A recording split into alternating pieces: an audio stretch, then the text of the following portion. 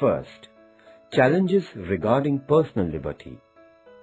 Liberty of every individual is treated as very important in a democracy.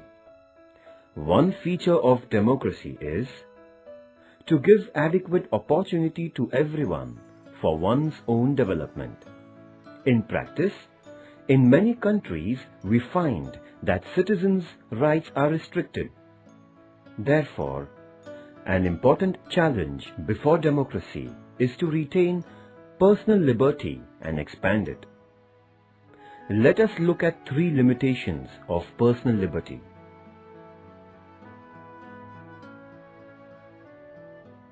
The first one, social pressure.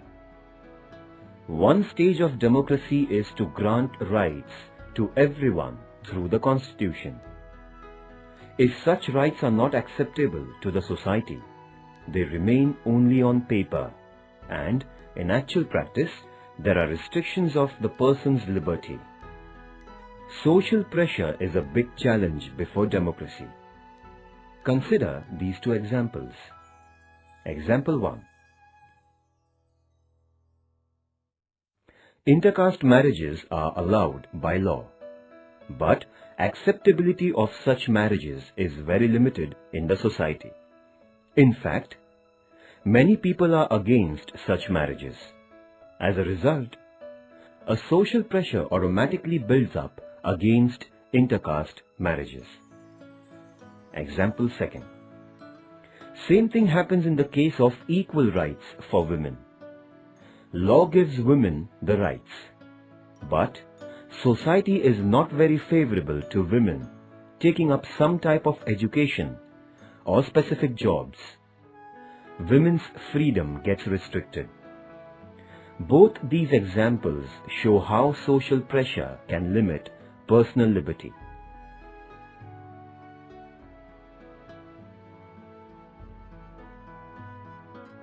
Second limitation, intolerance. Tolerance means accepting that opinions of others can be different from one's own opinion and so allowing other opinions to be expressed. An indication of tolerance is to accept that groups having different rituals and life practices from our practices and way of life have the right to adopt their own practices. Such tolerance is a necessary component of democracy. Many a times, in the name of democracy, the views of the majority group are imposed on the minority. It is not consistent with democracy to expect that people in minority must accept the views and practices of the majority group. Possibility of democracy's success is proportionate to the extent of tolerance in the society. Conversely, if the society is intolerant, then it becomes a challenge before democracy. In such a society, the primary responsibility will be to create tolerance and respect for others' opinions.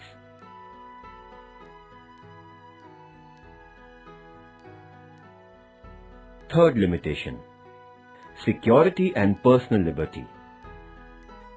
In recent times, world over, the issues of security has become very important. Governments have to take extra caution about the security of people in the view of organized crime and terrorism. It is the duty of the government to take measures for the security of the citizens. But, while fulfilling that duty, should it protect security by curtailing personal liberties, or should it allow unlimited personal liberty and risk security? How to strike a balance between security and personal liberty? These are complicated issues. For instance, in the United States, there are no restrictions on citizens holding arms. This leads to rise in crime and misuse of arms, particularly guns. It is argued that therefore there should be restrictions on arms holding, but supporters of individual freedom oppose to such restrictions.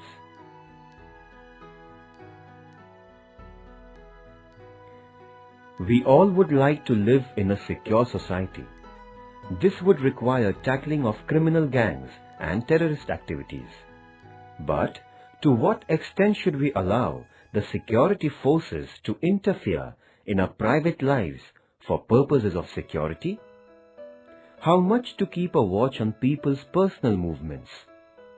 Should police or security forces have permission to tap private telephone conversations? Citizens have to accept some restrictions on their personal liberty for security purposes. But the issue is, if these restrictions are consistent with democracy, and do they result into limitations on democracy?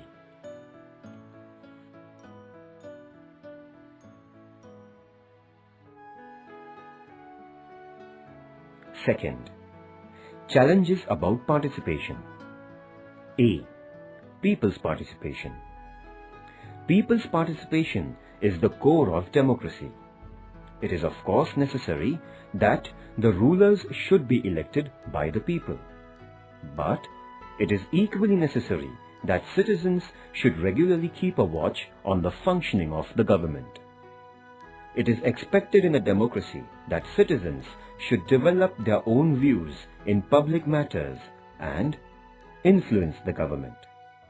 For this purpose, various measures are suggested for increasing people's participation through meetings, discussions, and other political activities. It is expected in a democracy that rulers and administration should give appropriate response to the participation by people. Participation by people can be of four ways. First, electing representatives, that is, including becoming representative oneself. Second, to keep a watch on the functioning of the representatives. Third, to take interest in and participate in the administration of one's own locality. And fourth, participate in the making of national policies. A challenge before all democracies is to find out ways of increasing people's participation in all these four ways of participation. The world over, experience of democratic countries is that people participate in voting, but there are very few who participate in politics on a regular basis.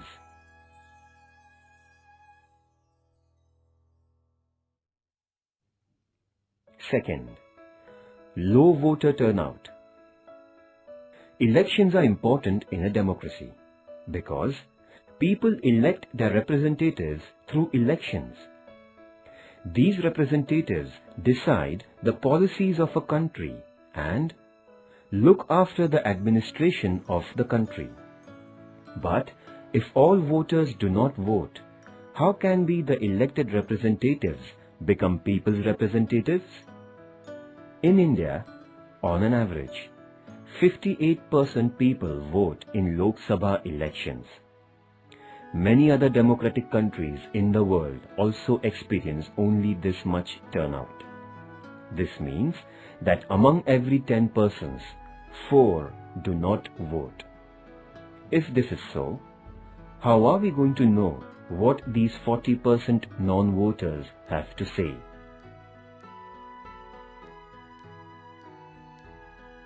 Third, limited initiative by the people. What does the example of voter turnout discussed above indicate? It means that people are not very much interested in political activity. Voting is a very simple and primary political action. To take interest in politics and engage in other activities is an even distant possibility. Citizens do attend political meeting, but to take an initiative and discuss about government's policy, to organize people, etc., are activities in which there is very limited participation by people. How many people take the initiative in complaining about problems in their village or locality and the follow-up on those complaints? Such activities are called people's initiative. Higher the initiative, the stronger the democracy will be. But all democratic countries face this problem of increasing such initiative. Otherwise, democracy will remain only in terms of people voting and electing a government after some interval. Third challenge. Challenge of inequality. All societies entertain some notions of superiority and inferiority. In India, this division is based on caste. In the US, this is done on the basis of color. All societies also have such divisions between women and men, and between poor and rich. When society is thus divided on the assumption of superiority and inferiority of one group, it is called inequality. What will happen if a democratic society goes on with inequality? 1. This will result into domination on the backward groups by the advanced ones. This will make democracy faulty. 2. If the backward groups continually experience that their just expectations are not fulfilled, they will lose their faith in democracy. This will produce fresh challenges before democracy. Therefore, democracy has to tackle inequality. A. Types of inequality. A. Social inequality. While studying diversity, we have seen that caste, religion, and gender are the bases on which a superior-subordinate division is made. These have an adverse impact on democracy. In order to implement democracy in an unequal society, the challenge to tackle inequality needs to be handled. If this is not done, democracy cannot be successful. Democracy guarantees political equality. For bringing about social equality, special efforts are required. In the absence of social equality, political equality may prove to be futile.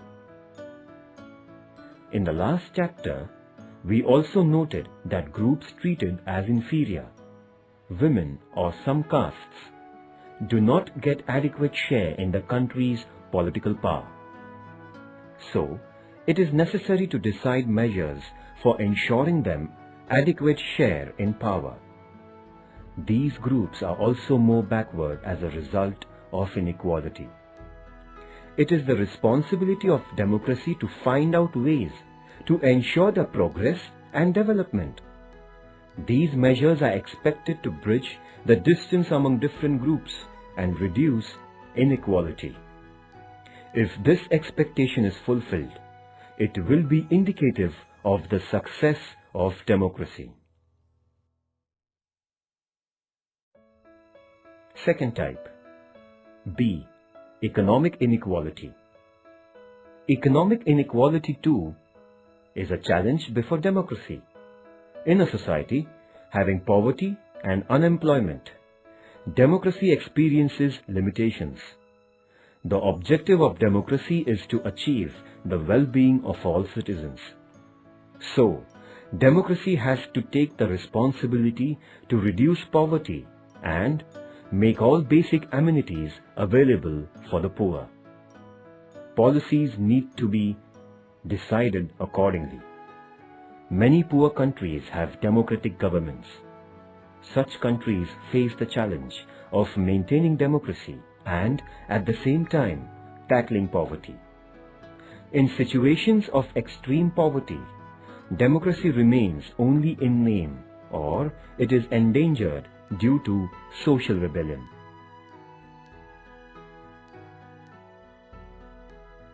C. Regional inequality. In many countries, some regions are more developed than other regions and some are less developed. This is described as regional inequality. As a result of regional inequalities, people tend to migrate to more developed regions in order to earn livelihood and better occupations. As a result, there is pressure on the developed regions. Amenities in large cities are strained. Differences arise between the natives and outsiders in these places and lead to social tensions. On the other hand, in the backward regions, a feeling emerges that injustice is done to it and that government is not attending to problems. This may endanger national unity. Backward regions can face agitations on regional basis.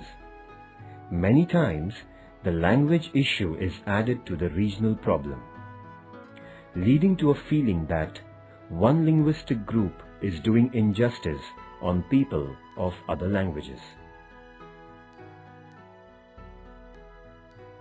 Challenges arising from regional inequality can be handled by the three measures of balanced development, fair share in resources, and adequate share in power.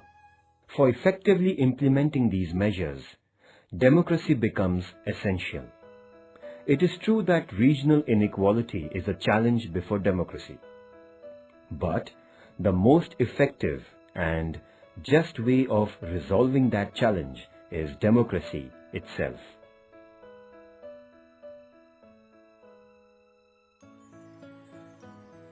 Fourth challenge about participation. Opportunities of participation and complex nature of governance. Why is that people do not participate in politics on their own?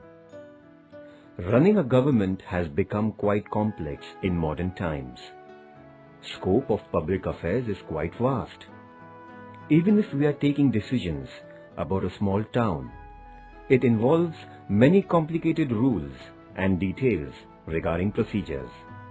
Therefore, it is not possible for citizens to spare time from their daily routine for politics. Besides, not many opportunities exist beyond voting for participation in public affairs. We elect our representatives and then they meet and discuss and make decisions. Then, ministers and officers look after all administration. In all this, after the elections, there is little scope for people to take part. Now, in our country, some provisions are made for participation of citizens at the level of village or city ward. Yet, citizens are not consulted while deciding. There is not much issues like how much to spend, on what matter, which development works to be given priority, and started urgently, etc. In case of most democratic societies, we find limited participation of citizens in spite of democracy.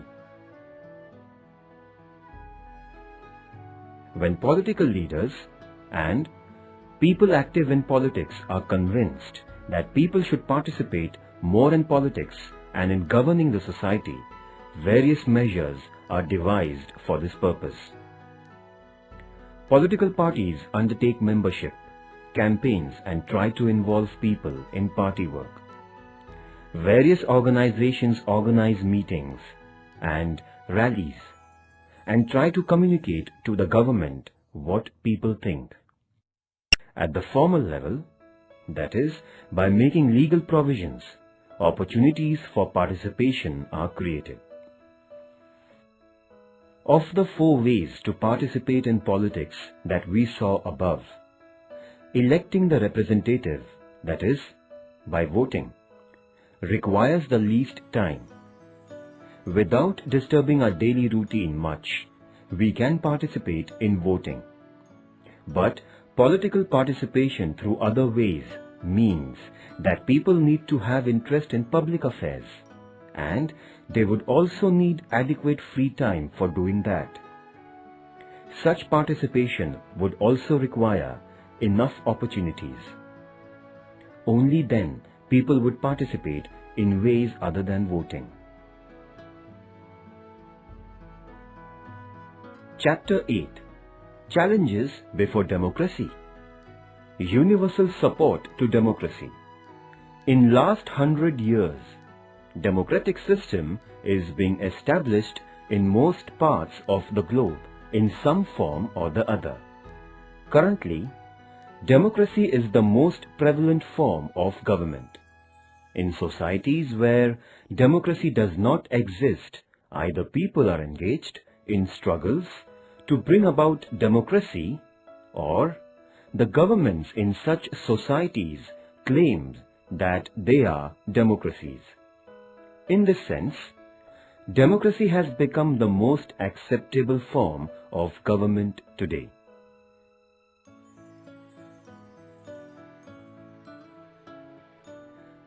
While democracy is thus expanding, people always have some doubts and questions about the functioning of democratic form of government.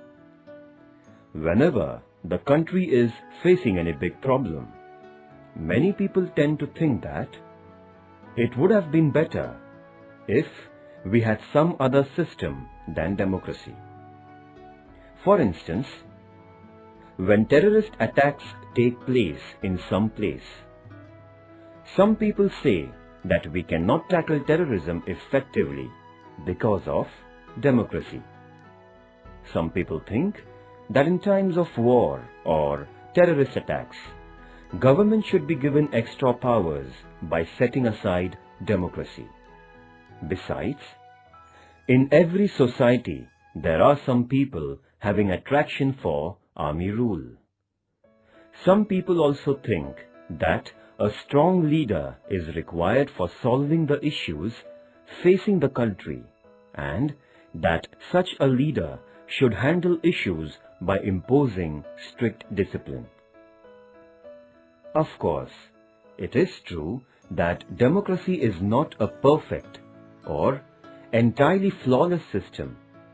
What distinguishes democracy from other forms of government is that flaws and weaknesses of democracy can be freely discussed and solutions can be found out. Therefore, it is possible to consider the challenges and problems faced by the democracy. Conclusion. What do we learn from our discussion so far? Today, all over the world, there is much talk about democracy. But having democracy alone is not a master key or guarantee for solving all issues. Issues can be resolved if people are vigilant, and government and people constantly endeavor to solve issues. Every form of government has faults. Democracy too has its weaknesses. But only democracy has the inner power to overcome these weaknesses or limitations. Because in a democracy, citizens have the power to oppose the government. Final decision rests with the people. So, people can correct their own mistakes. Only in a democracy, it is possible to reform and transform politics, the politicians and political parties. Therefore, though democracy may have many challenges before it, democracy also has the strength to cope up with the challenges. Many questions arising in democracy are of a dual nature. First, in a democracy, issues have to be resolved only democratically. All problems have to be resolved on the basis of law, personal liberty, and tolerance. Otherwise, issues may get resolved, but democracy would not remain. Some societies have differences and competition.